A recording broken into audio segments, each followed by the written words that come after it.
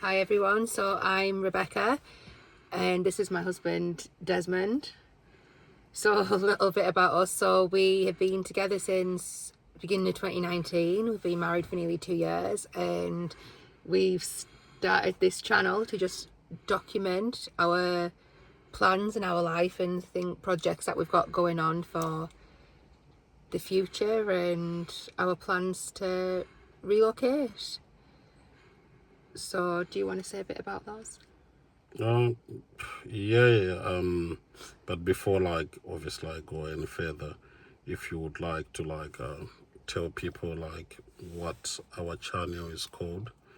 Yeah, I know you have, mentioned what's, we are intending to do with the channel.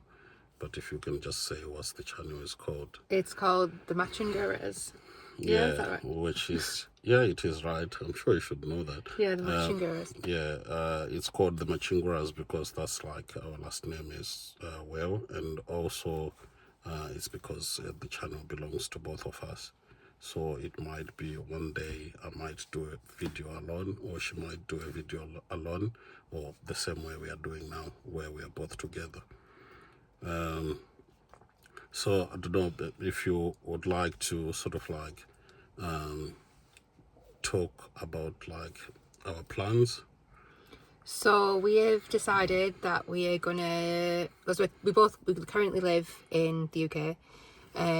That's where we met, and you've been here since what?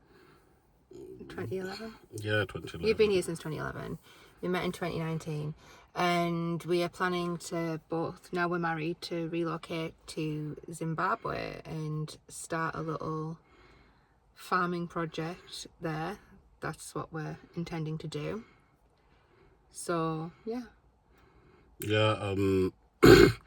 So I would say the decision of relocating to Zimbabwe, the way it sort of came about, or it sort of came into fruition, it's because I've sort of always wanted to retire at an early age, and also retire in a country that has a warmer climate.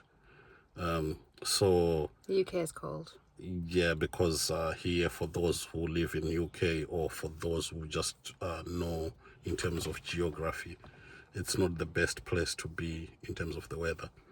So when we sort of sat down to talk about the plans of where we would want to move to, there were a few places that came to mind. I would just mention maybe one or two. It was Bulgaria to start with, because we sort of fell in love with Bulgaria when we have been there on a few occasions, just on holiday. But a few people from the UK seem to be doing that at the moment as well, to try and start a self-sustainable rural life in Bulgaria. Yeah.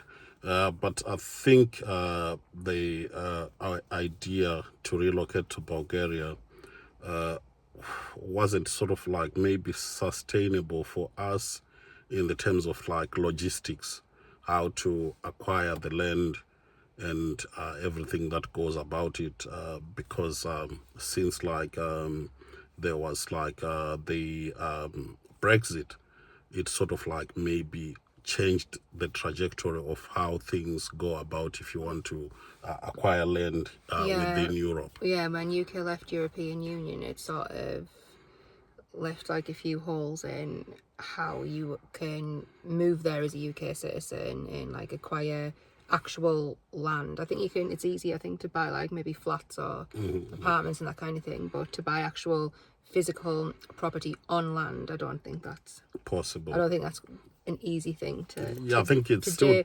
The people are doing it, but obviously they'll know how to do that, or what ways you need to be able to do that. So also I think another push factor in terms of UK, apart from the weather, I think it's not that easy to acquire let's say, a big piece of land that you can do farming in UK, in terms of like the financial side of things, it might be a bit expensive to acquire land in UK. Hence why we were looking further afield. I think to have like own your own land and say try and be self-sustainable, like a little homestead in UK, you've got to be very, very wealthy, I would say, to Yeah, be true. able to do that. Yeah, yeah. Yeah, it's not like it's not for average people or anything like that. It's for people who already Rich. have a lot of money and have projects and things going on that are probably very well developed Yeah, true. to be able to get into that lifestyle.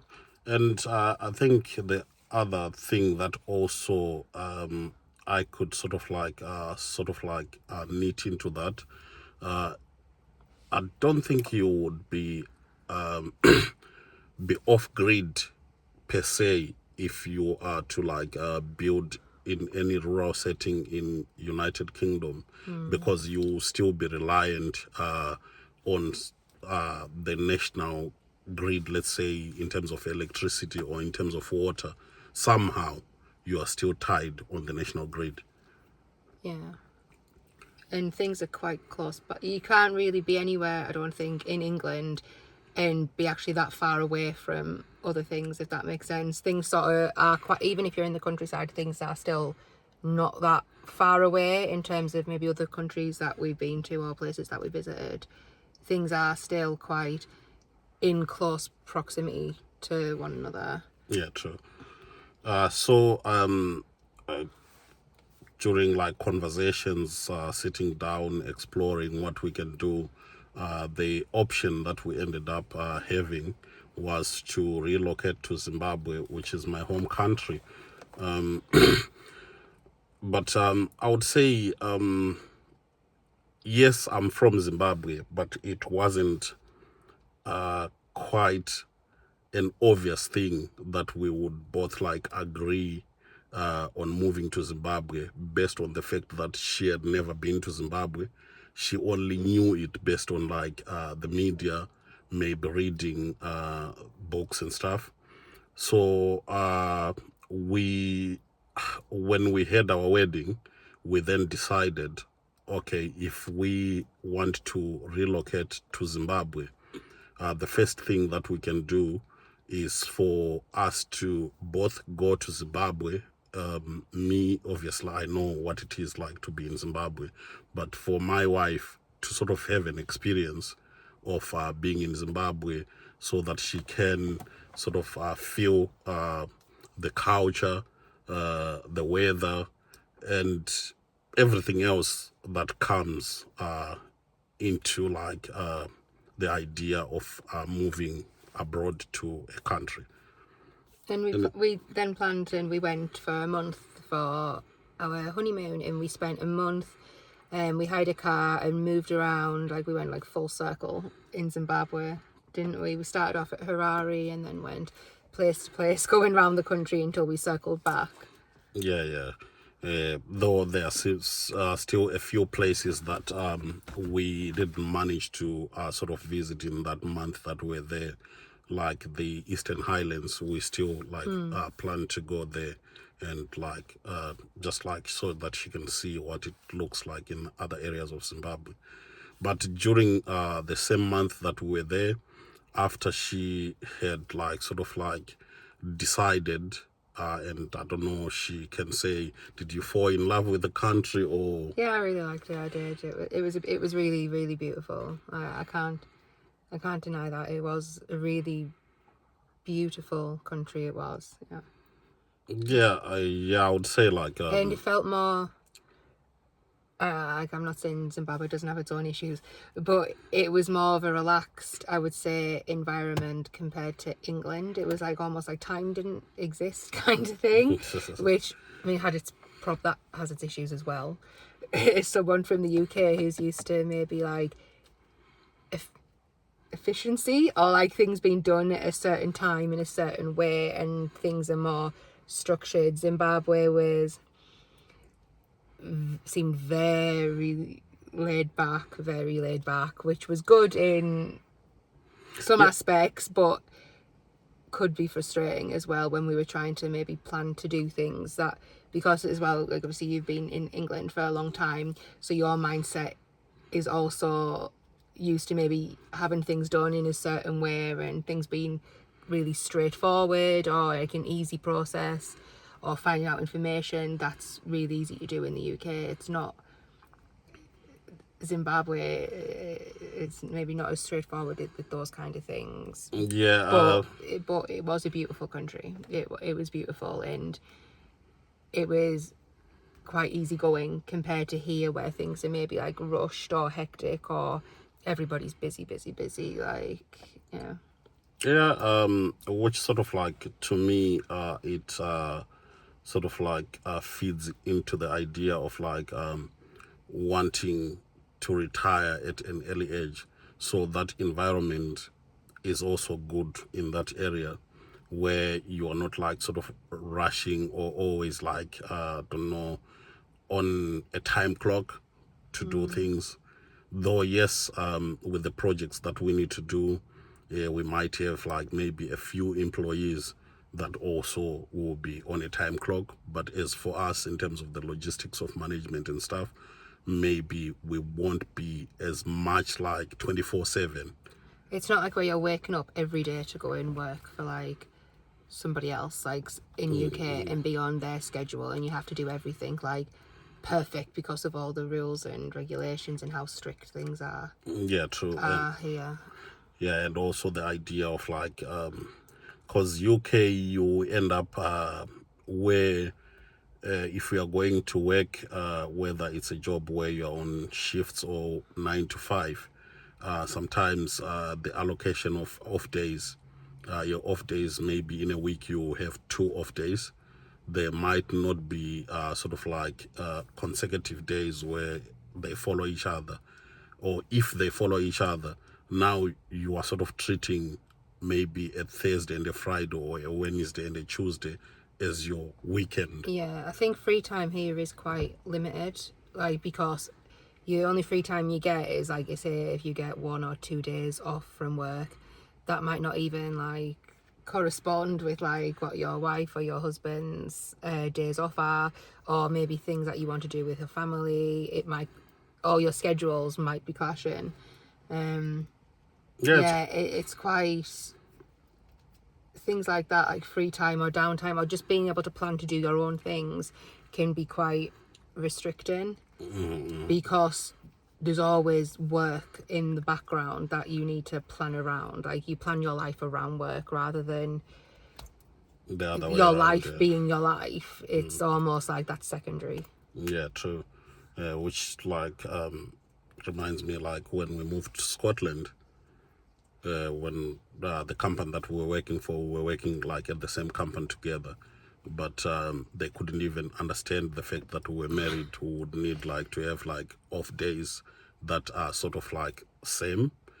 Or to be able to book holidays, we couldn't book holidays at the same time, which was crazy. Chaotic, yeah. So obviously we ended up just We leaving. couldn't like plan to go on holiday or anything.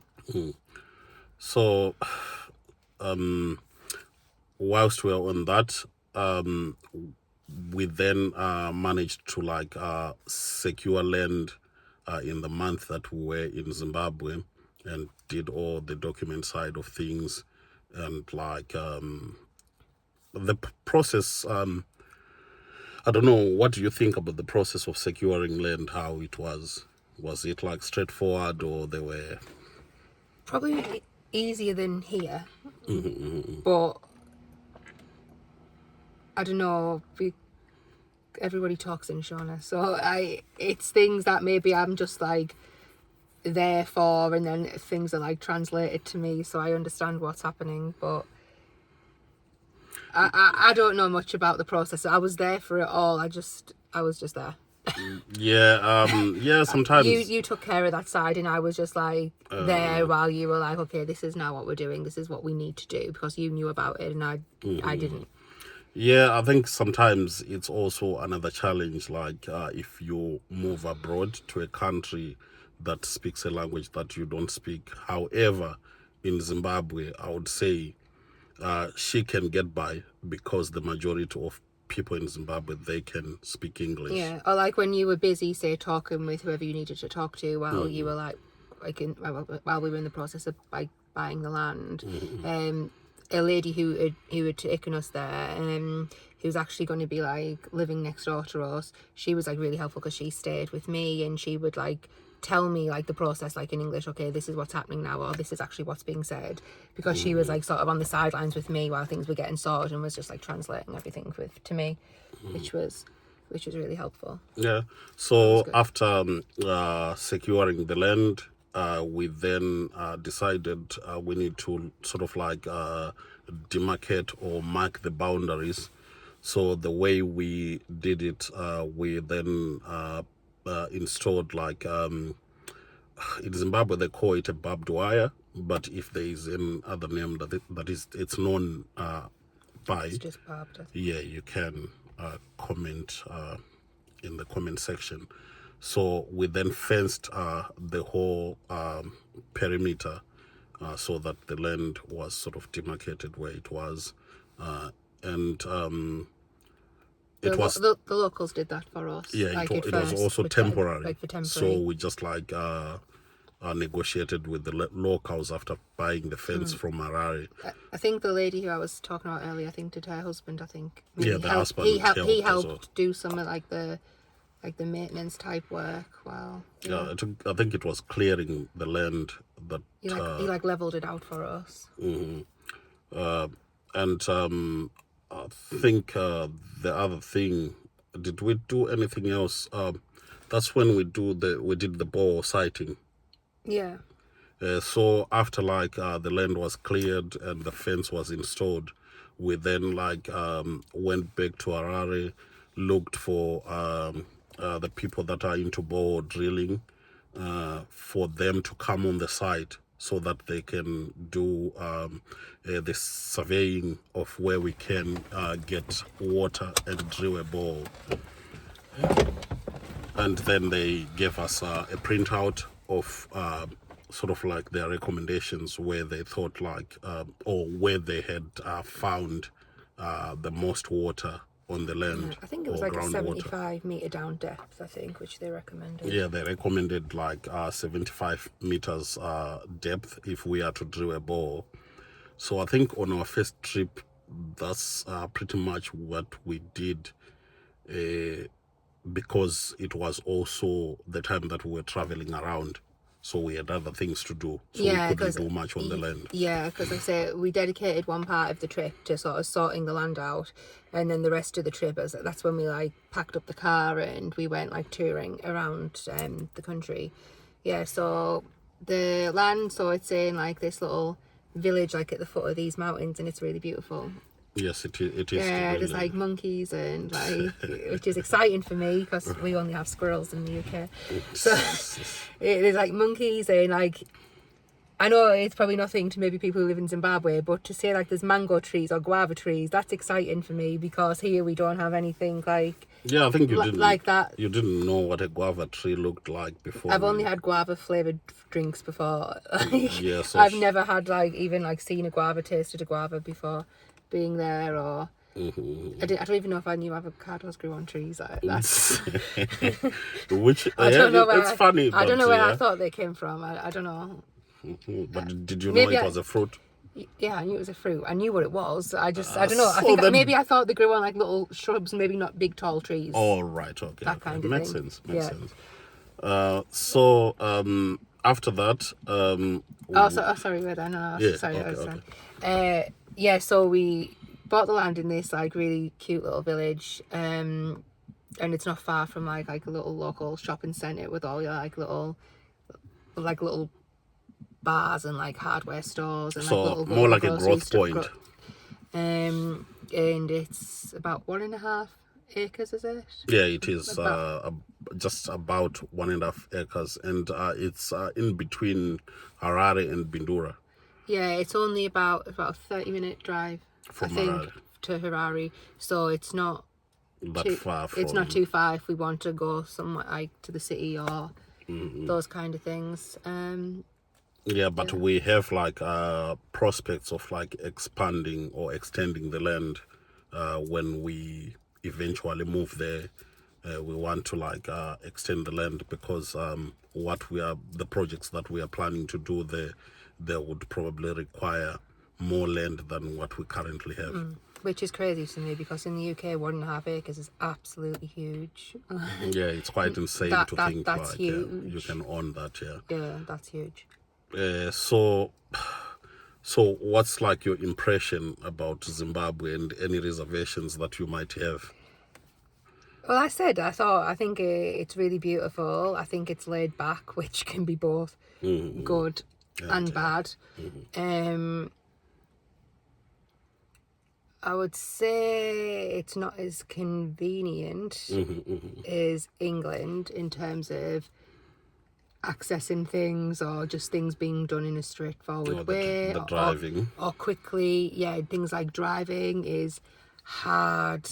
I've probably spent about 2 months in total, I would say, driving around Zimbabwe, like all over Zim. And it's fine. Like I don't mind driving. I don't mind driving in chaos. Like that is fine. Like I can do that. But it's just, it's frustrating. It's frustrating, not because of like the busyness or the fact that sometimes it seems like no rules apply. Yeah. But like maybe the potholes or things like that, or say if you're in a two lanes of traffic, suddenly 2 lanes becomes like 6 lanes, which means now the other people on the other side can't even move, so then you end up stuck there for hours. That is very inconvenient. Like that's annoying. That's annoying. I don't know, on the brighter side, this only happens in like big cities like Harare. Once you're on the outskirts, and it's not like every road also that's filled with potholes, because it's not like it's like not main roads. It's not, unless you're going to Victoria Falls. Yeah, but those kind of things can really. The thing that's difficult about it the most is those kind of things can maybe impact your schedule. Like if you're like used to UK things and you have a schedule or plan or whatever, So I went to maybe Zimbabwe with, okay, this is what we're doing on this day, and by this amount of time we'll be here, which means by this amount of time we can go there. All of that quickly went out the window when we got to Zimbabwe, and I realised, okay, I can't have my schedule. I can't. Plans aren't as like fixed here. Yeah. So even maybe we might have booked to say, oh, we'll stay here for 2 nights, then we'll drive there and we'll stay here for 2. I think we ended up cancelling most of our hotel bookings because we just ended up needing to like bypass other areas. Go with the flow in whatever time we got to wherever. What we did in between, it just was what it was. Yeah. So I think we'll have to like maybe come back and do another video of like sort of the stumbling blocks or things that like we came across, that sort of like the accident when we almost lost our lives. And also like the logistics after the accident. That was on our first trip on our way back, I think, from Victoria Falls. But no, as a whole, Zimbabwe is really nice. It is relaxed, which is nice, which is something that, like I say, although it has a few issues, like that is something that we are wanting to have, maybe be a bit more laid back, the nicer weather. And there are a lot of things like, I love markets. I really, really, you know how much I love markets. No matter what country we go to, I love that. Like local markets, that's my favourite thing to do. And so there's loads of that. And even just like seeing everybody like with their fresh like produce, like their vegetables or whatever, or their fish. And to me that's exciting because you don't have that here. You don't really, unless you go to like maybe a farmer's market where it's like so expensive. Yeah, true, because organic produce in England is quite expensive in comparison to Zimbabwe. Yeah, it actually ends up being cheaper here to buy things that are imported from, like, say, oranges from Spain or like corn or whatever from wherever, than if it's actually grown here in England, which is insane. Yeah, true. So do you want to like go into detail in terms of like what we are going to use our land for and what is like the plan going Okay, forward. so we knew we wanted to do like some sort of self-sustainable kind of like farming, like living, Yeah. and we looked at different things. Like we looked at like chickens and stuff like that briefly, but not too much on the chickens. As in like poultry farming. We talked about rabbit farming Yeah. for a while, and I actually did set up like a little plan because UK we like plans. So I did like set up like how it would look and how like the structure of it would look and the environment and okay what would be the turnaround, what kind of profit margins there would be, those kind of things. And then I think I don't know one of us like stumbled across like a pig farming video. I would say and you'd we haven't started the project, but I think to me that was sort of a eureka moment in terms of like I was like, yeah actually this is what we can do. I think you like stumbled across like this something about pig farming, and then we started looking, and then I think I said to you, well, why don't we do pig farming like instead of the rabbit thing? And then it made more sense. And then I think you spoke to maybe a couple of relatives or something that maybe knew more about that, or and also like some friends that you've got in Zimbabwe. And I've got like my cousins that moved here, and they were like sort of big farmers. They were into pig farming, and they've provided me with quite extensive like information in what I need to be aware of, what I need to know, and the ins and outs of like pig farming. And it was sort of quite interesting, and I spent more time like looking at the information, and it made perfect sense. yeah, then we sort of started working out, okay, what kind of capital do you need to start a project like this? Okay, what do you need? How do you look after pigs? Like, what kind of market do we want to go into? Like meat or like selling for breeding? Like we tried. When we will do another video on it, but like we did try and look at all aspects of it, and we thought, like, you know what, this will be something that's good, ideal for us. I mean, obviously, when we first go, because we're planning on say end of 2030, beginning of 2031. To completely like say do like away with this England is us, we are and here. move to Zimbabwe. So I can't remember what I was saying, but that was sort of so our plan is like to sort of be sort of self-sustainable, just self-sufficient for a little bit at first while the business is like growing and developing, and we're learning because we've never done I've never ever done anything like that before. You will me obviously from like doing agriculture at school, because I did agriculture at school, and also I come from a family that were like they were subsistence farmers, so the knowledge isn't that great because there is no like sort of like a lot of information that is sort of used if you are a subsistence farmer, because you are just like farming a small piece of land for your own like crops to feed your family. But now what I've sort of decided, we are still like looking into it. Because where we live now, it's surrounded by a lot of like farming area. So I'm still looking into if I can talk to local farmers that are into pig farming, then I can do voluntary work. I don't mind like on my like weekends off, where I would go and tap into their knowledge, so that at least by the time we move to Zimbabwe, I sort of know exactly how to look after pigs. Yeah, so like I say, self-sustainable, and then like growing and developing the business like as we go, hopefully just be something that's, you know, like decent, like growing business. So anyway, we'll do another video on the pig farming, like a bit more information about it and stuff that coming up. So anyway, that was our first trip to Zimbabwe, is what that we've talked about. So our second trip to Zimbabwe. On our second trip to Zimbabwe, now we were going there to focus on our land. We didn't like have any other sort of commitments other than like maybe extended family and stuff that we needed to like see and stuff.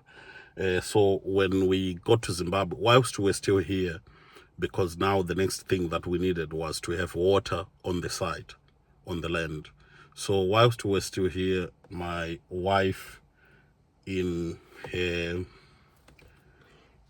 In my UK brain. Yeah, thinking that Zimbabwe is like as efficient in terms of like communicating with businesses online and then everything going smoothly. Or just as transparent. And I don't know, should I say foolishly or naively? I followed on the idea. It looked legit though. Yeah, on the people that she was talking to. She met them on Facebook. They were advertising that like they install boreholes. It was like a Zimbabwean group that I joined, like advertising like their businesses and services, because in England, if I'm on a group like that on Facebook, it's like legit businesses, like legit people.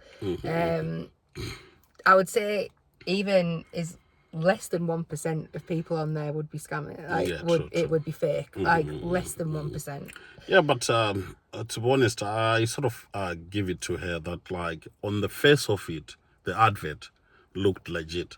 Even when she did show me, I came in from work and she was like, "Oh, I've been looking around. These are the guys that I've been talking to. They drill balls." And I also had a look and I was like, "Oh, they seem legit." Yeah, they had all like the pictures and the videos and the reviews and people commenting and stuff, but obviously I guess you can fake all those things. Yeah. So we then went on to like talk to them and they said, "Oh, whilst you are there, if you guys can pay a deposit, then it means like your dates that you want the bore to be drilled are secured." And I know to those people watching in Zimbabwe that might sound that's crazy, that's stupid, that's not how it's done. Honestly, in UK that is how you do things. Like so you were probably, I don't know, just used to that. Yeah, you now. wouldn't think twice. Yeah, you wouldn't. Yeah. So to us that sounded like that's just what you do. Yeah. But then obviously when we were in Zimbabwe and we were speaking to people, they were like, "Oh no." Yeah, I think we only ended up knowing that we had been conned or we had been duped after like when we arrived in Zimbabwe. We had a conversation with them the evening before, like the morning that we were planning to go to the site to drill the borehole. They were sort of like forthcoming and they were like, "Oh, so can you send us more money to like make up?" They said they want to. Also as well, they had like this like really, I mean we'll probably do a different video on it saying more information, but like their tactics were really to put pressure on you that you needed to pay and send this money. Like they spoke to you like dreadfully. They were nice to me, but you ended up saying, "Oh, you ring them because they'll be nice to you," and which they were, but they weren't in the end after. Yeah, they were, but they spoke to you dreadfully. They put so much like pressure on you, like, yeah, they were like, "Oh, if you don't send this money today, it means tomorrow we might go somewhere else because we are so sort of in demand. We do a good job, so everyone is sort of like going with us." So we wanted to sort of secure them. And you know, for those that live here and they sort of go to Zimbabwe on a time frame that is not like long, they want things to be done quicker. So we were just thinking, "Oh, if we secure them, it means tomorrow morning we are going to get the bore drilled." Because obviously we had other commitments and other things that we were doing at the same time, so we would have planned into like our schedule. Okay, if we can get this done on this day, this done on this day, and then when you're rushing and you're pressured and you're tight on time, you don't think, you're like just trying to cram everything in and fit it in the best you can. So I don't know if we should like go into details of what happened, or we can do another video do it on a different video of exactly what happened with these guys. Yeah, do it on a different video because like there's probably a lot to it. Okay, so now the bore thing has failed. we don't have water on the site. Now we had to like sort of like go back to the drawing board. We had gone to Zimbabwe thinking, okay, we are going to put the bore on the site. Now we have water on the site. We then install like a modern outside toilet, and then we install like we have Do like a cottage. a cottage built. But because there was no water, all these things couldn't then be done. So in the end, we just decided, okay, what can we do whilst we are And here? this was just like with a few days left to go as well. Like Yeah, we just had a few days left now because this had all taken up so much time. Because I think there was other things going on as well, so it took up so much time. So we had a few days left before we were coming back to England. So we needed to think of something quickly like that we could do, even if it's just for a temporary short-term basis, where we can say, okay, our money hasn't gone to waste, this trip hasn't been for nothing, and there is some sort of progress, even if it's just small. Yeah. So we then went and bought the it's a boxed fence. I don't know what it's called. I would just say called I would just call it a mesh fence. Like, a mesh fence. just the standard kind of, like, say 2 meter Yeah, fence. fences with the barbs along the top that you see with the big like metal gates. Yeah. So we then installed I'll that put fence. a picture somewhere on here. I'll put pictures on. Okay, then we installed that fence and we removed the one that was already there, the barbed wire one. After doing that, we decided let's put like some cabins. So we ended up installing like about 2 cabins that are like 2 rooms each. No, there's 3 cabins in a row that are single rooms, and then there's another like a 2-roomed cabin. Like where the door's like internal, it's like you go in and it's like that. And we did everything like flooring and everything else. And put the concrete at the floor and did we put, what did we just do with the windows? I can't remember. The windows, we just put plastics, but because I had put like window frames. We got the window frames, we could put proper windows. So there was like one local, it's like a middle-aged woman. She then approached us saying she wanted like somewhere to live.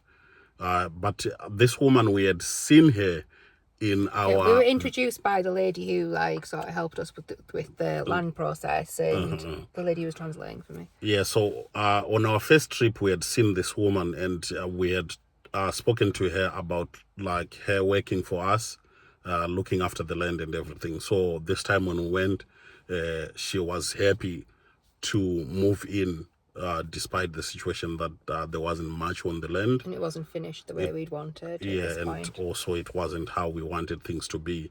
But because obviously we didn't push her into the idea, she's the one who said she's all right moving in those circumstances. So she's now the one who is looking after the land. Whilst we are here, we just communicate with her here and there. Anything else on that? With that, I don't think so. Okay, so now we are back to England. What we are doing currently? Oh no, we had a builder come out as well. Or to to do a quotation for like, I don't know, those... for like the outside kitchen and whereabouts, where would be a good location for like the house to be built, because we're wanting to build, it's like a 3-bedroomed house, so where we want that, where in terms of where like septic tanks and things might go, where the pig structures and stuff can go, and where the do you call them outdoor shower? Is it an outdoor shower? What do you call it? Yeah, like a shower block. Yeah, it's an outdoor like shower block. Like a shower block and proper toilet and things can go for like the lady who's living there now, and also any future employees. So there's like proper bathroom facilities for them. So now back in England, what we are doing currently whilst we are saving to go back and have the house, have the ball, have I think next time we're going it's just the house and the ball, or in the outside showers, the toilet, the block. House, borehole, the septic tanks, Yeah. the shower, like the bathroom, like shower, toilet facilities. Did I say the outdoor kitchen? And the outdoor kitchen. Outside kitchen, and there might be something else, but I can't remember. Yeah, but these things obviously they will be done. We are planning to like sort of like taking like a sabbatical or like a longer holiday where we can go and do these things all in one go before we come back for our final stretch before we can then move to Zimbabwe. So whilst we are back here, because our original plan was to do the pig structures first and then to do the house later, but then we thought, do you know what, we really do want to go to Zimbabwe sooner rather than later. You can move to Zimbabwe with a house, but you can't move to Zimbabwe with just a pig structure and no house. So it makes sense to just do the house and get those sort of things sorted first, so that when we do go, even if the pig structures aren't built, we've got somewhere to live and we can make things work and adapt them and develop things as we're there. So now whilst we are here, we are sort of like going around looking for farm machinery and all the other things that we can sort of like collect or gather whilst we are here, so that we can ship to Zimbabwe. Maybe that can be used like on the house that we're going to build. Maybe things like doors, sinks, taps, and whatever we need. Yeah, we'll do some videos of that as well, of maybe things that we're gathering when we're out and about. And because some things will be cheaper here than in Zimbabwe. And like a generator, because the people that are building our house, they need a generator on site whilst they're doing the work that they're doing. So we've sort of seen the generator we want, so I think we're going to get that beginning of next year, like maybe January time. Yeah, because it's quite a massive generator. So. Yeah, I think it's a 8.5. I think it's the biggest size that you can have, is that's classed as a portable one before it's classed as industrial. So I think it's like 8.5, I think. Yeah. So I think for now we can say we'll end this video here. Then we can tell you guys on our next videos what were other things that we sort of came across in Zimbabwe, like the accident that almost took our lives, and it was something that I had never experienced in my life. And I actually wear makeup on my chest now to cover like the scars from it. Like and also it was awful. And other things that didn't go as we had planned, like where we lost money because maybe due diligence wasn't done.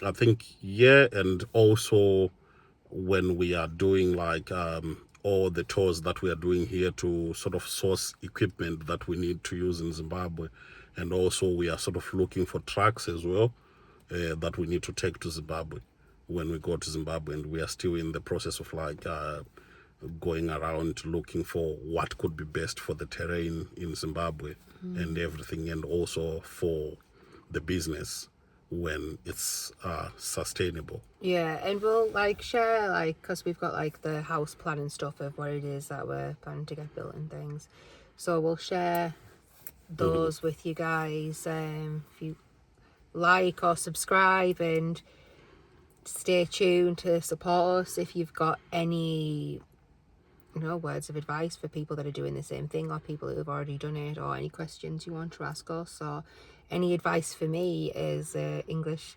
person moving to Zimbabwe, or anything that could help with that helps with that process, because we might not know all the information about it in terms of me relocating there. Like the immigration side of things, it's something that we still need to explore. I know, like we've looked into it. You've looked into it. There's a wasp in the car. there's a wasp. It's all right, but it's on my Oh side. gosh. Yeah, we'll wrap this up because there's actually a wasp on his hand. Can you see it on the? Can you see that on his watch? That's actually. Oh my god. Okay, so we'll end the video there because I need to get out of the car. All right, guys. Thanks so much. Alright. If you have managed to watch the video till the end, we'll see you next time. All right. Thanks. Bye. Gotta go.